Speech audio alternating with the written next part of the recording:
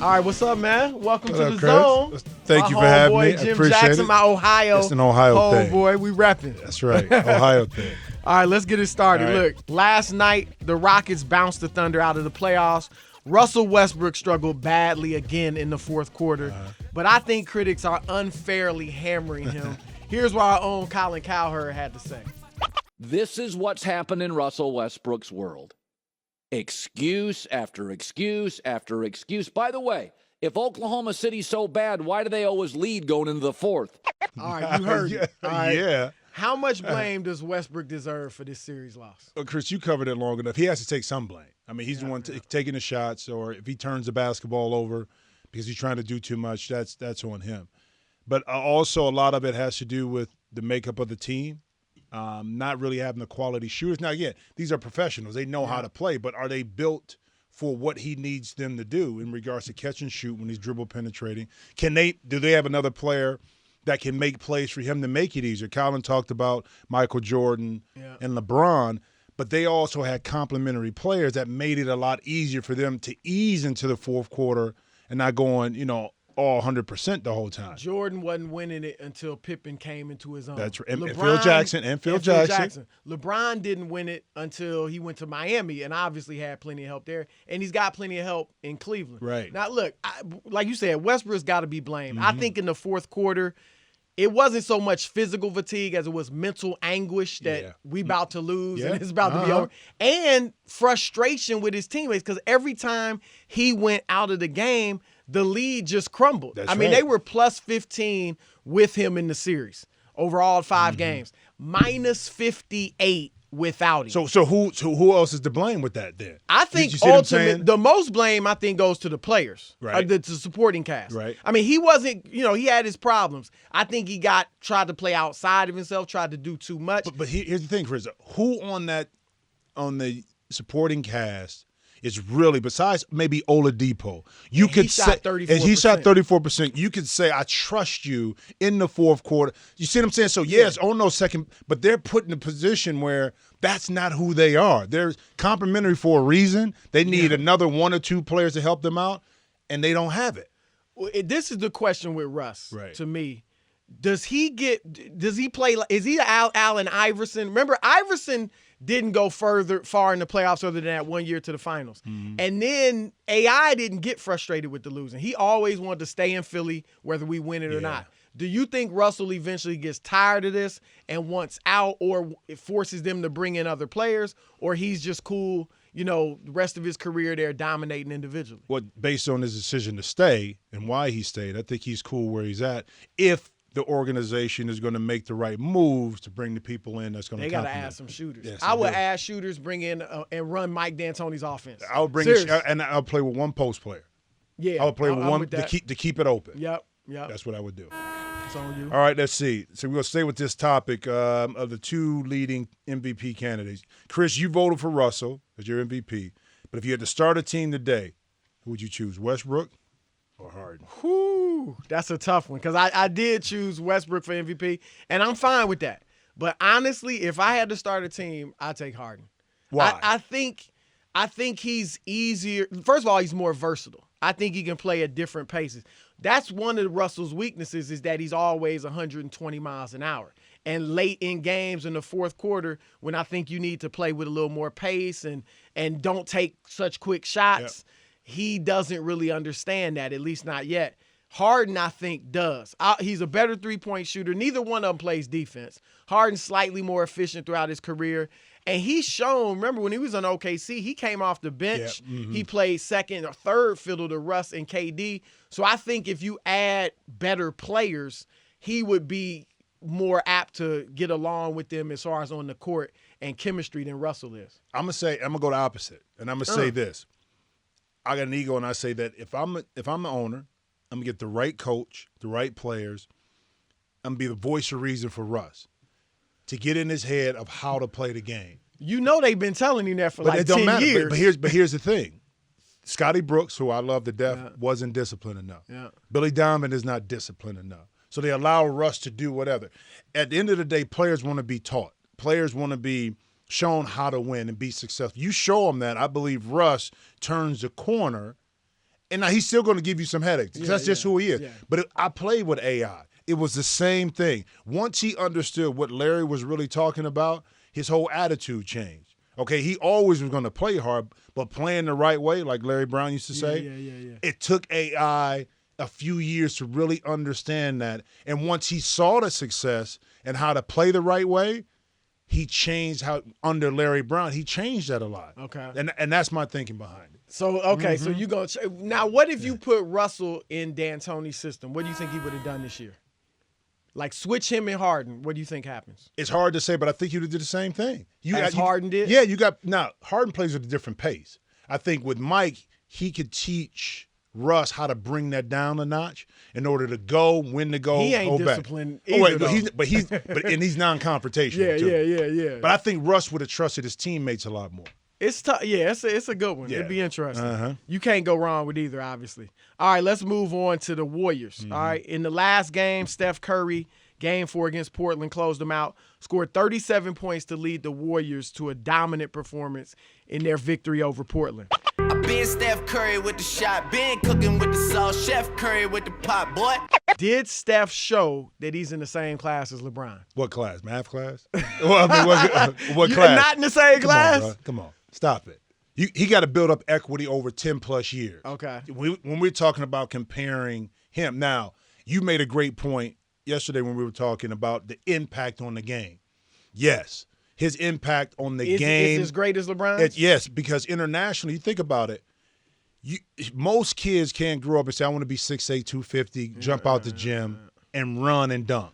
But at 6 feet, 6'1", they can say, I can be like Steph. You know, you go to China, that's why they loved AI probably more so than Yao Ming, is because he looked like them in regards to size. Steph, I think, is trending towards, kind of setting the tone for what guards are going to be in the future. And 2 MVPs, a championship, yes, but what LeBron has been able to do, and we talked about this yesterday, you can't put Steph on that 2007 Cleveland team and they get to the final. I don't care if they're in the East or not. You can put LeBron in these different situations, and he's able to elevate the play that like no other player that we've seen. So I don't think Steph is in that kind of class. He is in a class totally different than that. I agree with that. Like, Steph's not nearly the all-around player LeBron is defensively. Like you said, you could put LeBron on any team. They're at least making the playoffs, and most teams going to be contenders. Right. Not true with Steph. But when I talk about impact, not only off the court, but I'm talking about on the court. Like Steph, he does it differently. It's because of his shooting. Like LeBron impacts the game on the offensive end because of his size and his ability to get into the lane and pass the ball. So he opens things up for teammates. I think Steph does the same thing differently. His shooting range extends the defense so much, and then obviously he can go by you, that it opens up things for his teammates in the same way. So in that regard, now I agree, historically he's not close to LeBron. LeBron, I think, is the second best player ever. Right. All right, behind Jordan. So Steph's not in that class. But what he did last year and what he did this year without Durant, when they went on that 13-game win streak, I think if he had 4 or 5 more years like that, still not equal to LeBron, but I think he starts becoming an all-time great class of player. Now, some of it's the system, He's in a perfect situation, but he is impacting the game tremendously when KD's not there. When KD's there, he steps back a little. Well, remember Steve Kerr said, I want Steph to dominate the ball more. And I was telling people, he wasn't saying that he wanted him to shoot more. He wanted him, because of what you just said, spreading the court, 25 feet now. The defense has to honor it. Now he's making plays. When Steph is doing that, now it's so hard to – how do you guard the pick and roll? Yeah. How do you guard screen with down screens with him coming off and then dribbling right into the middle? It's hard to guard him when he's like that. So he's so dominant from the fact that you got to pay attention to him. He opens up so many opportunities for his teammates. All right, speaking of Steph, Chris, who do you think is Golden State's most valuable player, Steph or Kevin? We could throw in Draymond too, right? All right, here's the deal. Okay. KD was their best player this year when he was healthy. I mean, led them in blocks, led them in rebounds, almost led them in scoring, a couple tenths of a point behind Steph. But I got to be honest. I think Steph's the MVP for what you just said. I mean, KD, as great as he is offensively, he doesn't extend the defense and make it do things it doesn't want to like Steph does. And so I think Steph, they have to play through Steph. Like you said, handle the ball more. He doesn't have to take the most shots, although actually he should take the most shots. He should. And KD can get you 25 to 30 points on a lot fewer shots. Like 'cause he's more 15 efficient. shots. Yeah, like exactly. 15 shots. He was taking fewer shots than Clay. Yeah. When you look at the numbers, this is incredible. They were 16 points better with Steph Curry on the floor. That means Clay, Draymond, and Durant were sometimes on the floor without Steph, and they still weren't nearly as good as when he's on the floor. With Draymond on the floor, they were like almost 11 points better. With KD on the floor, 8 points better than with him off the floor. So the numbers say, even in a year where a lot of us thought Steph took a step back, he still was the most dominant. Yeah, and he still averaged 20. I mean, when KD was on the court, it was 24 points he averaged with KD when KD played. Yeah. So here's my thing. I'm going to throw a little wrench in it. I'm going to say Draymond is their most valuable player. Yeah, because of everything he does. And no doubt that Kevin and Steph are the best players. Yeah. But most valuable, you're talking about a guy averaging 4 block shots, okay, at his size and what he does. He covers up for, let's say, Steph. See, everybody knows Steph is not the best defensive player. So Draymond understands that. So a lot of his blocks come off the weak side after he's recovering to help Steph or Clay. He's so intelligent and smart in how he plays the game, setting guys up, that without Draymond, you take Draymond off of that team, I don't know if they're as successful because he gives them the intelligence, he gives them the playmaking, but he gives them that edge on the court that they wouldn't have. So if they take Draymond off, they're worse than if they took Steph off. Oh, yeah, and they're worse if they take it than taking KD out.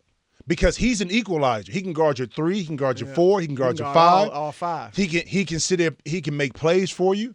He's going to rebound. He's going to be a coach on the floor. That's so valuable, and a lot of that stuff doesn't show up in the stat sheet. But you eliminate Draymond out of that lineup. We haven't seen that yet. We've seen Steph out. So last 2 years, should Steph have been the MVP? Yeah, no, Steph should have been the MVP of the league, no doubt. But for me, for the team, it's so undervalued until you lose it. You know what I'm saying? Until you lose it. If David Lee hadn't gotten hurt, because remember, that's what put Draymond in the starting lineup. Do you think was the difference putting Draymond in the starting lineup, or was it Steve Kerr in his system? Because they were good under Mark Jackson. It was putting Draymond in the starting lineup. So if Mark Jackson had been coach and they put Draymond in the starting lineup, which they would have, because they would have hurt. They would have. You think they would have basically had the same success? Oh, yeah. Because Draymond, I covered him in college. I said, I watched him grow. I said, that's a guy I take on my team any day of the week because he does so many of the little things that you don't see.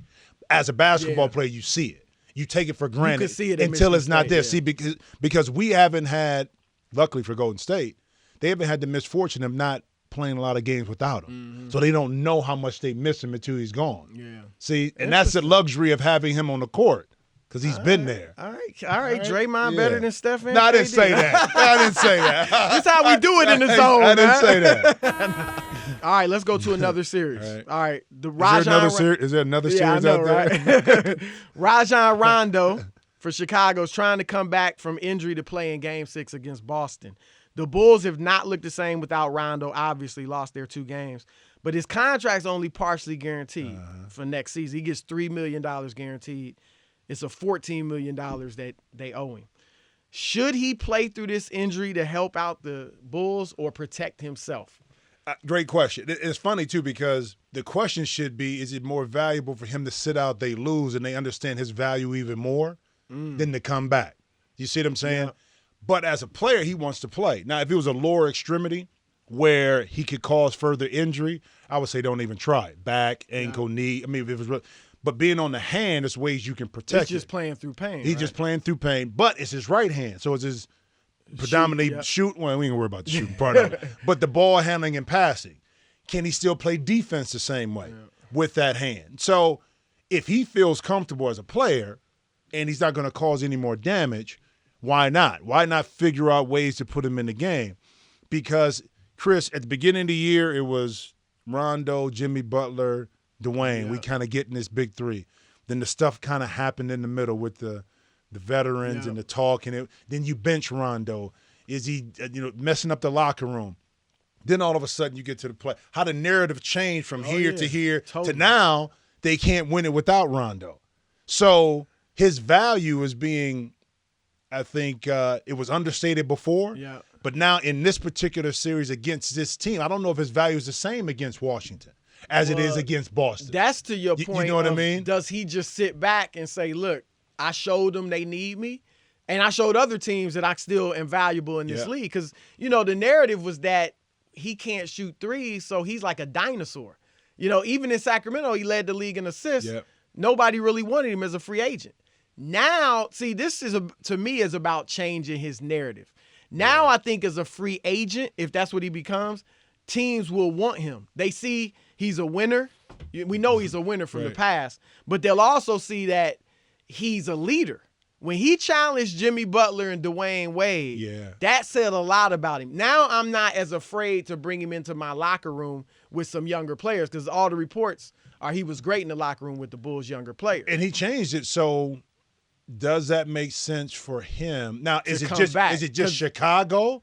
You see what I'm saying? You're talking about could he do it elsewhere? Yeah, who else is out there that's on the edge of taking that next step where Rondo makes a fit as a starter that they don't already have one? Yeah. See, that's the question. You know that Chris is all about the numbers. Yeah. He can go to a team that's younger, but is his value the same because now Chicago is competing to get to the second round if he was still playing compared to a team that's just trying to get into the playoffs? Let me ask you, would you want him in Minnesota?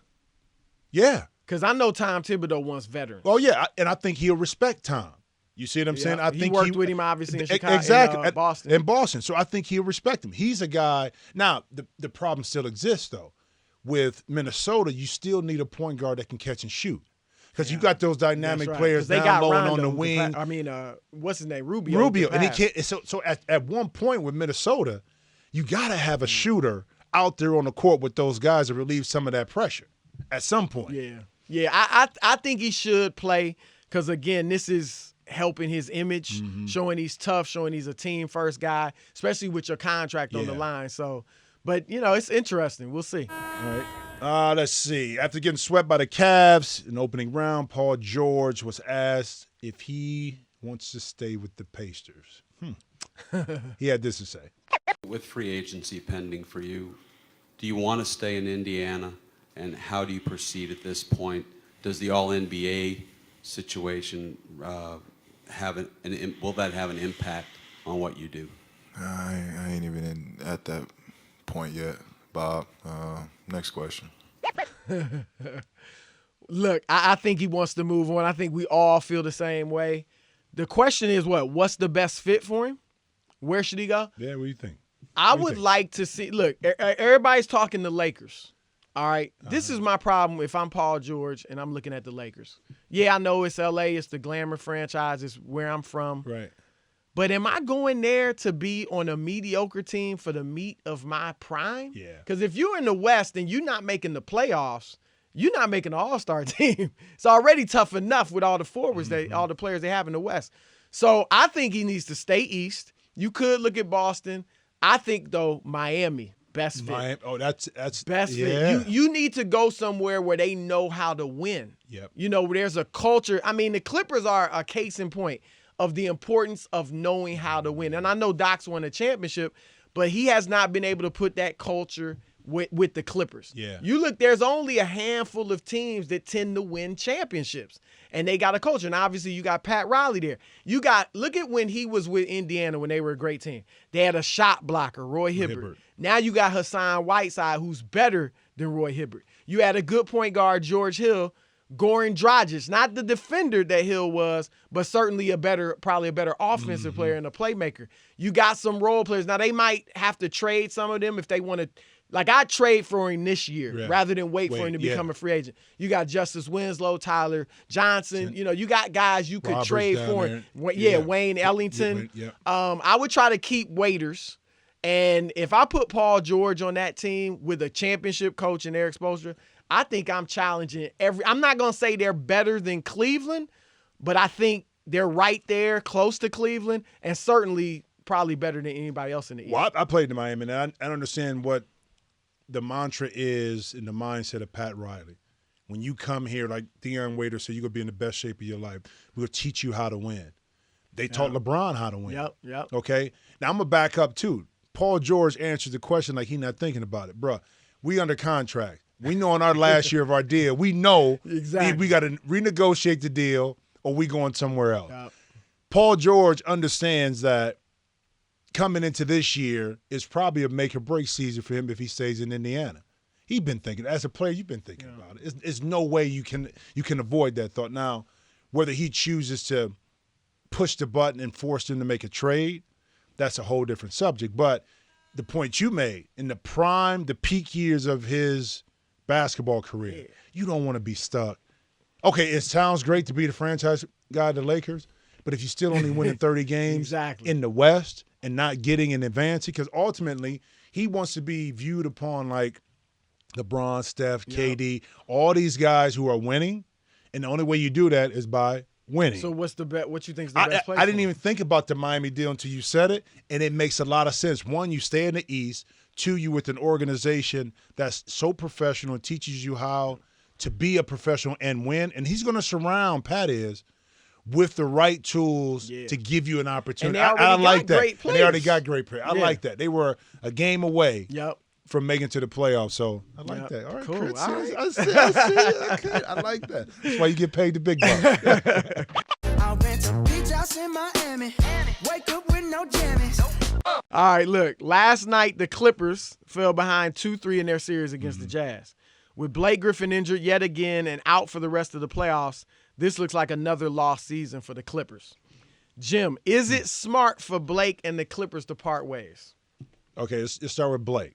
If he wants to get a max deal based on his injury history, based on past performances, he's in control right now. This may be his only chance to get another max deal.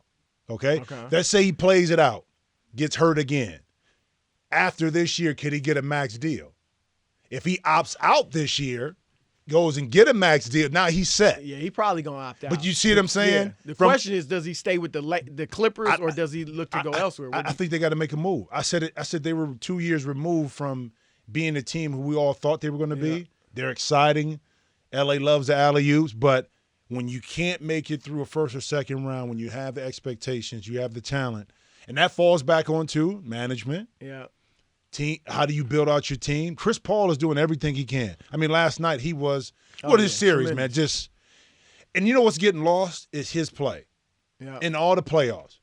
Chris Paul is kind of being pushed to the back burner in the conversation.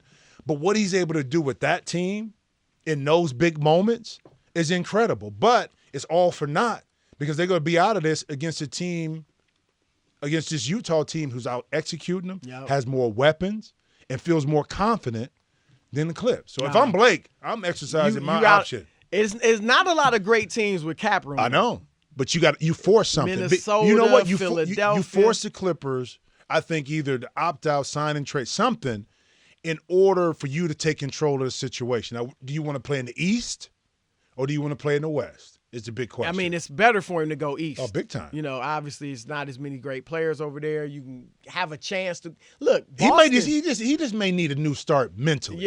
Yeah. I mean, How would think he fit in Boston with Horford though? Look, I would do it. I mean, he's much better than Al Horford. Yeah, if I had to trade, I mean, it'd be tough to trade Al Horford with that contract now. But you could go small.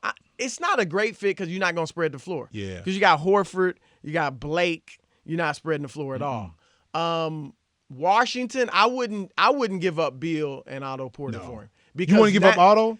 I would give up Otto without giving up Beal. But you gotta give I got to Beal. keep Beal. You got to keep Beal. Because for now, that's more valuable, the 3-point shoot. Yeah. But if I'm the Clippers, I am looking to move on. Yeah. Now, I'm either signing Blake with the intention of trading him down the line, or I'm going to talk to him about a sign and trade. Yeah. But, I think it'd be hard to go to Blake and be like, look, we would like to trade you for Paul George. So would you want to go to Indiana? Because if I'm the Clippers, that's who I'm focused on. Yeah. Paul George. Paul George. Because we know he wants to go to L.A. Clippers were his favorite team growing up. Yeah.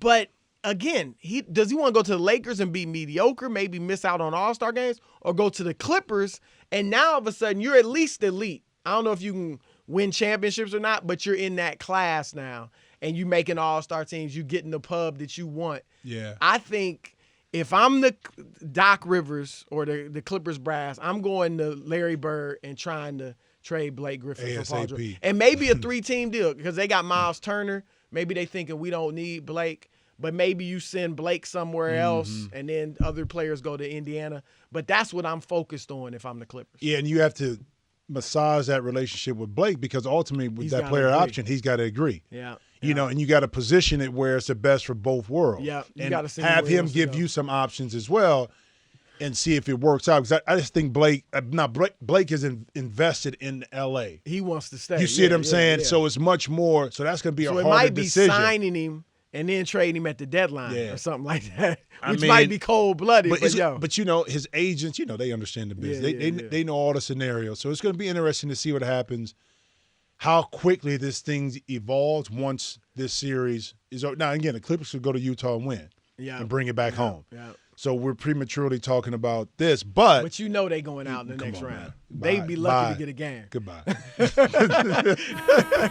All right, it's on you. Is it? Your question. All right, Chris. The Jazz have to address some personnel questions themselves. Gordon Hayward been tremendous for Utah. 27 points last night, but he can opt out at the end of the season. Chris, should Gordon Hayward stay with the Jazz or go somewhere else? Look, largely to me, this is a lifestyle decision. Now, I don't know. He's from Indiana. I don't know how much he likes Utah. But to me, I'd rather live in Boston. And I think most players would rather live in Boston than Utah. You think? I mean, you know you're a former player, so maybe I'm wrong.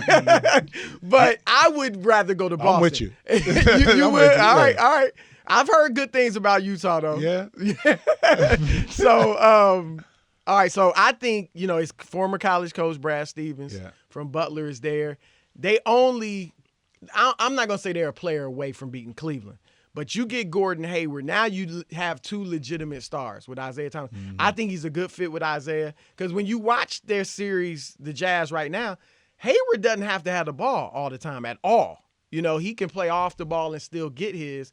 Isaiah's going to have the ball most of the time. So I love it. I think that's where he should go. I hate to tell him leave Utah because I like what they build. It's tough to get players there. Yep. But, again, you in the West. How far is this team going in the West? Yeah. So you go to the East, LeBron's going to age at some point. I think you should go to Boston. I like that because of shots that Jay Crowder are getting, Marcus Smart, Bradley, basically are being created by, especially Crowder, by Isaiah. Yep. And you put that dynamic force in regards to how Gordon has evolved as a player. Think about when he came into the league, his body, but more importantly, his mind, because he believes, Chris, that he can play as a top-tier player. Last night's game, coming off the food poisoning, okay, he bounced back from maybe having a mediocre game 2, I think it was, or when they first got back to Utah or whatever.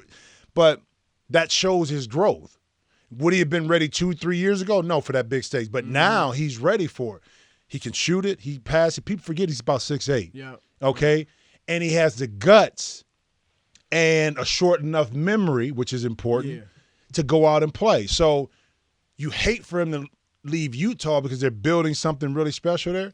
But ultimately for him to be, I think, the player that he wants to be, to compete maybe for a championship a lot easier, and to be reunited with his old coach, it's hard to turn that down. Yeah. I mean, it really is. And you talk about lifestyle, I don't know Gordon, but being back east, closer to Indiana. Yeah. And look, people may poo-poo this, but All-Star games are important. Oh, yeah, big right? time. They heard of that? Exactly. They heard of incentives? And just your legacy and all that. That's right. He made it this year probably largely because Blake Griffin got hurt. Yeah. Okay. Remember, Karl Anthony Towns is going to start making them. You got all these other players, DeMarcus Cousins, all these other young players out there. In the East, not as many players, vying for those All-Star spots. So I think he's better off in Boston. Bam. All right. Cool. All right. Reports say that Warriors coach Steve Kerr may miss the remainder of the playoffs due to lingering complications from back surgery. We talked about this. He had this to say. Which the last few days have been difficult. You guys saw me at the end of game 2. I was very uncomfortable. I was uncomfortable at practice the other day, and with things getting worse, I just made the decision I couldn't coach. All right, Jim, how badly will Kerr's absence impact the Warriors' run to the NBA title? First, second round, I don't see it being an issue. Depending on who they play in in the Western Conference Championship, that San Antonio makes a big difference. Going up against Pop, the adjustments you have to make in-game, game-to-game, play calling, the voice of reason. If you get to a championship, I use the example when Steph was going through kind of a shooting slump and they had the clip of Steve. But his demeanor and how he spoke with Steph to get the message across. Not to say that Mike Brown doesn't have a solid message. Do you think Mike Brown he can't do that? I don't think the level of respect from this perspective of how they view Steve Kerr compared to how they see Mike Brown is different. Steve Kerr, from a disciplinarian perspective, still holds his main guys accountable. Can Mike Brown do that? And they still go out and play. You see what I'm saying? Yeah. The messenger is so important as the message and how it's coming across. And you saw that this team take another jump when Steve Kerr became that messenger. And that's not taking anything away from Mark Jackson. But because of what he's accomplished in the past, championships, playing for Pop in San Antonio, being an executive in an organization before, you hear it a little bit differently. So these first 2 rounds, no problem. Is this enough to keep him out of the finals No. or away from winning the championship? It cost them a championship? Well, the team is going to be who they're going to be. But again, this is what I say about coaching. During the regular season, you manage minutes, injuries, and egos. When you get to the playoffs, that's when the coaching really comes into play because you got to make on-the-fly decision, in-game decisions, game-to-game preparation, how you manage all of that. That's why it's so important once you get into the playoffs that guy on the bench that has that clipboard is in tune. Yes, it's interesting. I think, look, they were 39-4 without Steve Kerr last year under Luke During Walton. the regular season. I know it was regular season. But Mike Brown, I think Mike Brown is underrated, underappreciated. How? You had him in Cleveland when LeBron coached in Cleveland. But young LeBron and hardly anything else. I don't want to disrespect Mo Williams. And I like Mike, don't get me wrong. But they didn't have much else. We know he had success during the regular season, couldn't get him over the hump. But when he went to the Lakers, all right, he was there 1 year and 5 games. The year he was there, he got them further in the playoffs, now by a game, but then Phil Jackson did the year before. Phil Jackson's last year in L.A., they got swept by the Mavericks in the second round. Mike Brown's first year in L.A., the next year, they at least took a game from Oklahoma City in the second round. Right. And both of those teams went on to the finals. So I just think people, don't appreciate Mike Brown's ability. Look, he was an assistant under Pop. Mm-hmm. He was now an assistant under Steve Kerr. And I think that, his experience, and he's probably learned some stuff from Kerr too. True. Just being there and watching him. And look, these players are so plugged in. Like you said, they are not going to, I don't think they'd let something like this hinder them.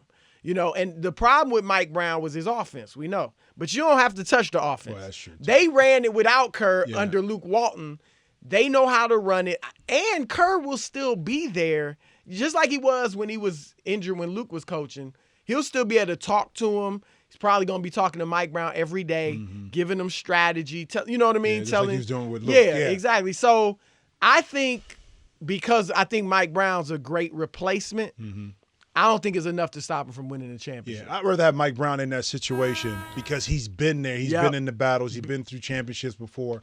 He understands it. It's going to be interesting once we get into the back and forth. Say it's a San Antonio. I know Memphis is still, still right there. alive, So you can't just say automatic. But just the dynamics of strategy in late game situations when you need it. How his voice is being heard. That's going to be an interesting part. Yeah. All right. Last question. All right. Joe Johnson turned back the hands of time this postseason. Hit a game winner against the Clippers in game 1. Had another big shot late in the fourth last night. 35 years old. Jim, does Joe Johnson's play make you want to come out of retirement? What? All day long. I'm watching it last. I said, I can get to that spot right now. Now, but keep in mind, Joe is 6'8". And so that's it. So I played with Joe in Phoenix. And I remember Joe was worried about his contract, at the time. And I said, man, don't worry. I said, listen, let me tell you something. Now, I'm older. I said, if you play, you go get paid. Just keep doing what you're doing. And this is a year Steve got his first MVP. They could have re-signed Joe at the beginning of the year for like $55 million, but Phoenix chose not to. After the year, he went on to Atlanta. Got paid. And got in those situations where Joe has always been a good complimentary second player. In Atlanta, he got paid like he was the first player, but they had no choice. They had to pay somebody. So all the time they were looking for Joe to be a number one, but that's not who he is. Joe is a really outstanding number two guy.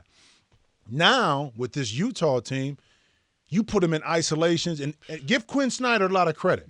He's putting Joe in situations where now he's running that 1-3 pick and roll where they know they're going to switch. So he's isolating him in the middle of the floor. And I keep telling people, you forget Joe's 6'8", 250. Yeah. So it's point guard got no chance. No chance. And even when he went up against DeAndre, he's able to put that weight and body on him to create enough space because he is 6'8". So I'm watching the game last night, and I'm loving it because I know the challenges he went through later in his career in Atlanta, in Brooklyn. You know what I mean? Going through that. People thought he was done. Thought he was Brooklyn. done. And now he's – and even beginning of this Utah season, you didn't hear a lot like that. Quinn didn't know whether to start him, to bring him off the bench, what was his role. And now to see him come through. Well, and you remember Cleveland wanted him badly. Yeah. Well, I forgot about Miami. Yeah, when he went down there and didn't, you know what I mean? That's right, didn't pan out. Right. One of the reasons he didn't go to Cleveland was because he felt like he had a lot left. And he didn't want to just stand on the three-point line and wait for passes for spot-up jumpers. So, look, good for him. And y'all heard it, GMs. Jim Jackson back on the market. A nice 10-day. Give me now, listen, my defense may not be there right now. You got to cover up for me. But I can knock down a couple threes for you. All right, man. brother. Thank I appreciate you for joining it, man. us in the zone. You got it. All right.